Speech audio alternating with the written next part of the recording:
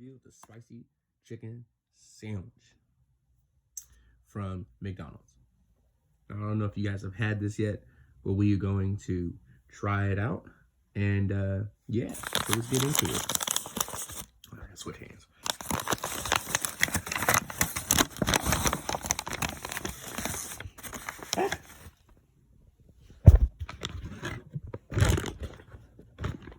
Flip it over. Okay.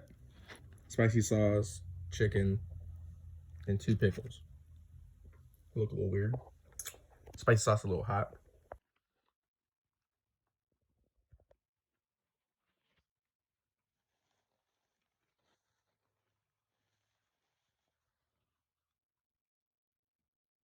All right. It's not bad. It's a lot spicier than I thought it was gonna be though. Holy hell. Woo. It's hot.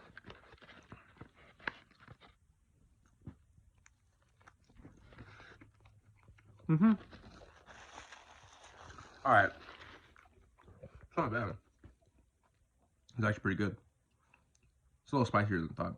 It's spicier than Chick-fil-A, if you guys have that. It's spicier than the Popeyes chicken sandwich.